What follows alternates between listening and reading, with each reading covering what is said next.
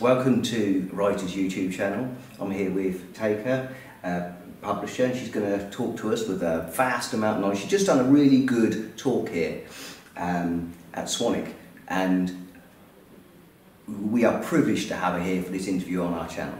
So very nice to meet you. Nice to meet you too. So the first thing I'd like to ask you is about your business and what you do, the name of your business and things like that. Is that okay? Yeah, that's fine. Yeah, I run a small press called Mother's Milk Books, and it basically publishes a whole range of books with a view to celebrating femininity and empathy.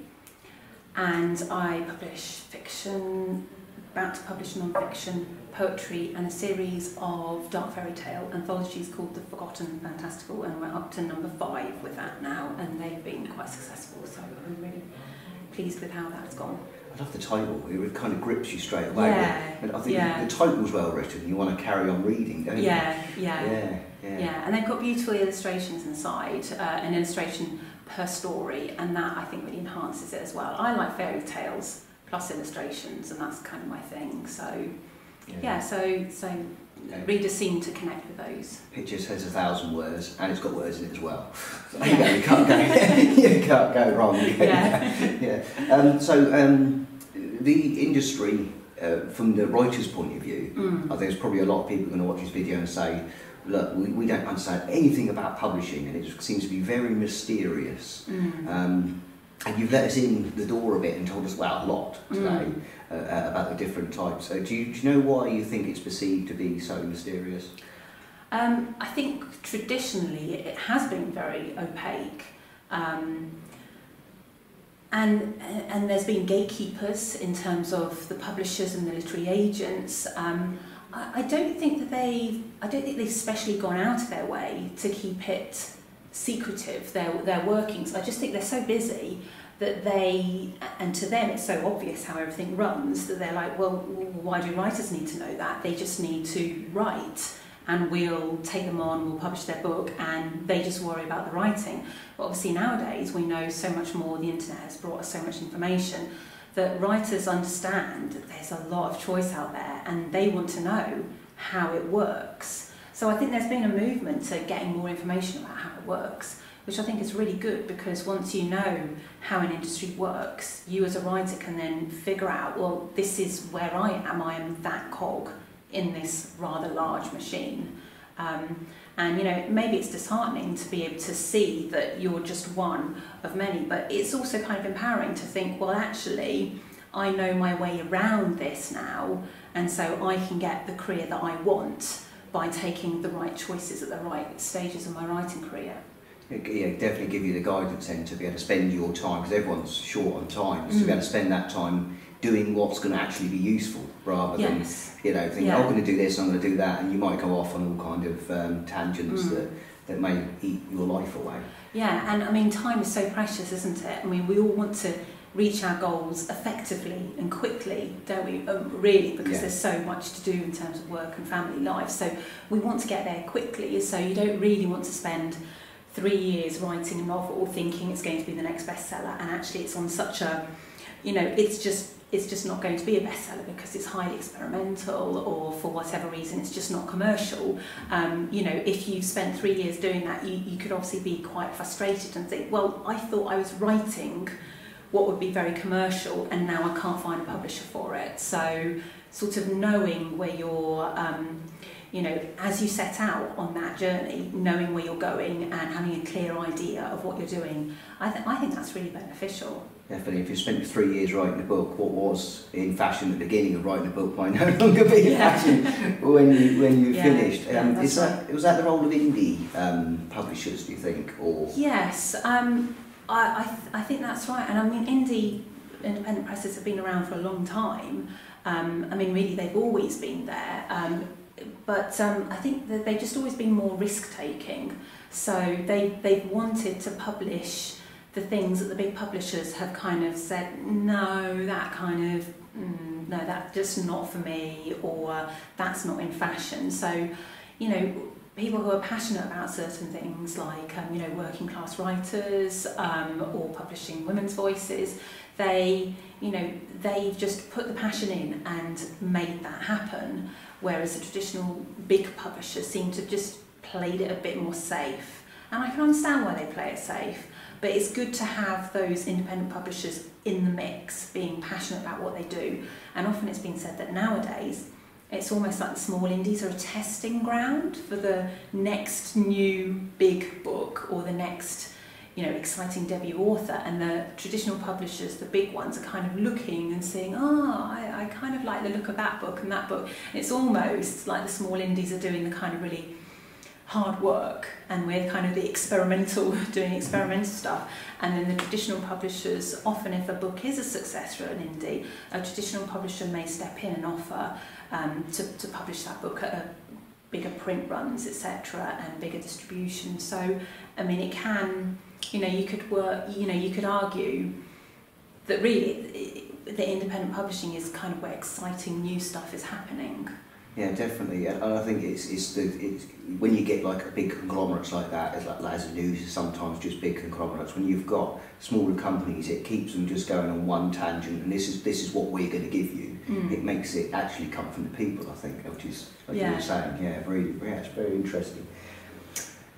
Next thing we wanted to talk about, if that's okay, was marketing, because that's a big scary thing for us writers. We don't know where to go, what to do, and we don't know what the publishers will do compared to what we would do as a writer, what would fall into our field. And especially some writers are quite recluse. They might spend a lot of time by themselves. They're not used to coming and speaking to people directly, and they may find it a lot harder to talk about their book and go out there and meet people, which is going to be necessary for sales. What could you say about the marketing? In general, with respect to independent publishing, independent presses, or just generally in publishing as a whole? I was saying, across the different fields of publishing. I think some writers really may not like the idea of marketing, and that's fine. But I think most people in the industry are pretty much agreed with the fact that writers have to do marketing nowadays. So I do know some writers who just, they hate it, they can't stand to do it, and that's all fine, but then they've got to be aware that it's very much a given that writers should be doing something, because actually it's almost the readers are demanding that. The readers want to connect with the writers nowadays. They want to connect with them via social media, actually chat to them over Twitter, or do like live chats, or they want to read that author's blog, or they want to meet them in person. And so it's almost kind of come from reader demand, like, well, I want to know what my author's doing and what they're like. And obviously, as a publisher, if you're working with an author who doesn't really want to get involved in that, you're kind of taking one big angle of promotion like out of the picture, which makes it tricky. I mean, of course, you can think creatively and think of ways to market the book, but a lot of readers do just want to connect with the author. So I think it's almost a given nowadays that the author has got to do a certain amount of marketing and be prepared to do that. And I know it's not to every author's liking, because obviously lots of authors are introverted, highly sensitive people who'd rather just stay in their study, in the world that they built in their heads. But you do have to go out now and promote yourself and the book if you want to make sales. Yeah, definitely. I think if you found public talking difficult, maybe just book signings and things like that might be the way to ease your way into things like that, and maybe get yourself a little bit more relaxed with talking, engaging with people. Yeah, I think there's various stages that you could sort of build up these things. But I mean, again, I do know authors who are really, really anxious about events. But they do other things, they build their following like through social media, so they don't have to be there, but they've grown their audience in a really general, authentic way by being themselves and being honest about their lives and their writing. And people really warm to that. The readers genuinely want to connect with that person, and that person may not do a lot of events, or they may do no events, but they're there to talk to them about their books. And even if that's just via social media, that seems to work actually quite well. So it's about thinking creatively and what you could do with your temperament that would be successful for that book. For that book. You see what I mean? Yeah. No, I understand that. Thank you for answering those questions. I've forgotten the next ones I've got to check. Writers' biggest mistakes. What do you think the worst mistakes are with submissions and things that you've got to correct with them? They might have something you might like, but it's generally it's worst mistakes you seem to see. There are lots of mistakes. I think the most sort of egregious mistake is just not following the guidelines. I don't know why that happens still, because I'm sure everyone in the publishing world, every literary agent and publisher, says read the guidelines, just read the guidelines, send us that cover letter and that synopsis, at 400 words or whatever they want, and 3 chapters. And somehow still there are some writers who think, no, I know better. And you're like, no, this was done for a reason. And it's really off-putting, because you just think, I've just given you steps, A, B, C, and basically I've taken time and energy and thought to think about why I want you to do A, B, and C, and you just said, no, that's not right. And I'm just thinking, how well can I work with somebody who's basically had a plan put in front of them and told to follow the plan, and they haven't? And I'm thinking, I'm not sure you're going to be that easy to work with. So that's just a really straightforward one, and yet I still get submissions from people who just have just chosen to ignore the submitting guidelines. Everything you said. One thing I've heard a lot of is make sure in the synopsis you have the entire story, even the ending, because it's for the publisher. And a lot of them are like, I don't want to give the ending away. I can't possibly tell you what happens then. You've got to read it first, and then you'll know how wonderful it is. But that's completely wrong, obviously, because you're not going to be able to read that much all the time. Yeah, that's right. Exactly. It's for the publisher. They need to know that you know where this story is going, and they need to see the whole thing. They're not in the mindset of a reader fan who wants to be kept on the edge of their seat. They are in the mindset of a publisher/business person wondering where they can fit that book into the market and how well is it written. And that obviously gives you an idea of the story arc and whether it's going to work, that plot's actually going to work. So that is a strange one, not when a publisher specifically asked you to give away the ending and the synopsis. To not do that is, it just shows it's amateurish. Yeah. So, thank you. Thank you for the answers. You've given us some really good answers. That we've done cover letters really now, haven't we? So ebooks. We've talked. You are very passionate, and I can see why. I'm very about the piracy of ebooks and how it is undermining the industry in a very serious way. And an industry that only just about kicks along as it is for most of them. Can you talk to us a bit about that? Yeah, I think e-book piracy particularly hurts authors, and I think that's just really, really awful. Because as we were saying earlier, I mean, some ebooks, Kindles, maybe they're 99p. I really can't see why somebody does not want to give up 99p of their money to someone who's written a good book, who's worked for many years maybe to get that book written and edited and polished and then published.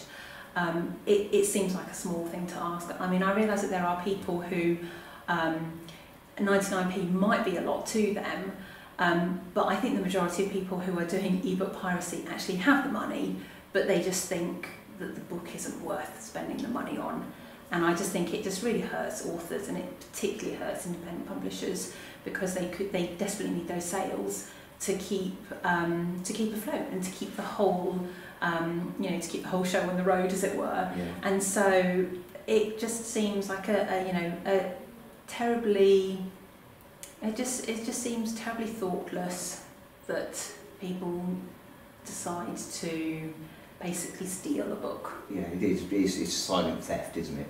It is definitely silent theft. and you think you might say, I'm not going to spend 99p on that book, but I will go and spend £3.50 on a cup of coffee, which will probably cost about 2p to make, and there's nowhere near as much work gone into that cup of coffee, even if it has got a picture of a leaf in the top, than a book. You know, anyone who's written a book will know it's a lot of work to write a book, and when you've written it, that's only 10%. You've now got to edit it, and that's going to be a lot of time. It is, yeah. A lot of time, and just to say, look, I'm not going to pay 99p for your effort is a sad thing. And we're here at the Writers' Conference here. We've got a lot of writers here, and we've got some people who have published a lot of books. We've got a lot on the shelf, and you think, oh, they're going to be really rich. Now they're still working a second job. It's not a massively lucrative industry for 99% of writers, I'd say. No, it really isn't. Most writers are basically working a day job, and they write in their spare time. So EBook piracy just really hurts authors. So yeah, that's On a positive note, you say there's some big changes coming in the industry, where we've got some new innovative ideas for getting publishing forward, and the indie publishers are doing very well to bring things forward. So we've got some really positive things for the future for I think in the industry. I think there are. I think there's I mean, like I said in the talk, I mean, there's been, you know, vast technological change and economic pressures. I mean, the publishing industry is huge and it makes a lot of money. But, you know, if you look at any one individual author, that probably won't be reflected in their life, as it were. But there's a lot of good stuff happening. I think there's a lot of exciting stuff. Like I said, the indie press scene is exciting. That's where a lot of exciting debut authors get a break, their first publishing break. That's where a lot of poets get published, short story writers. So that's a really vibrant, exciting scene. But there's, like I talked about, you know, things like collaborative, or I think more like hybrid publishing, and obviously self-publishing. These are all things for writers to consider alongside traditional publishing and the Big Five. So I think there's a huge amount of choice for a writer, and generally choice is a good thing. It's just if you're a bit confused about it all and don't know what you want, that's when it can seem rather overwhelming. So it's about sort of really reflecting on what kind of success you want and understanding the industry so that you can sort of choose the right publishing route for you, and then knowing what's in your control. As I talked about, there's always things in your control, and making a start on those, and obviously those things that are in control is your skill in writing. You know, you are the one who can make sure that you better your writing. That is so important, because at the end of the day, it's the writing that is key. Yeah. It's absolutely key. And then obviously your time and self-management. I speak to lots of writers who say, oh, well, I want to finish my novel, or I want to finish writing this, but I just don't have the time. But they know that what they really need to do is just tweak their day. There are pockets of time, but you have to think creatively about making that work. And then obviously knowledge of the industry can be really helpful, so you understand all the various publishing options and what's best for you. And you know how to act in a professional way. And like I said, one of the professional things is reading the guidelines on the website. That's professional. Yeah. That's professionalism. And the last thing is your following. You know, even if you haven't finished writing your novel, you can start growing your following by telling friends and family, for a start, I'm writing this, and connecting with other writers in the writing community, and starting, once you've understood your genre, to understood, well, where are my readers? You know, and obviously if you're science fiction, you're writing science fiction and fantasy, there's a whole bunch of brilliant reader fans in science fiction and fantasy community. You know, it's time to start connecting with them. So those are things you can control, those 4 things. You can't control what an agent will think about your manuscript or what a publisher will think about it. They might just go, well, yeah, it's well written, but it won't sell. You know, at the end of the day, you can have all that choice before you to go, well, you know what, I have got other choices. I'm going to control what I can control, and you can move forward like that. Yeah, thank you very much for your advice. It's been really interesting for everybody, I think. You're welcome. And we're slightly demystified now. We know a lot Yeah. more than we ever knew before. So thank you very much for watching the video. And details about yourself will appear, I'd imagine, at the end of it. Hopefully. And thank you very much. Okay, thank you.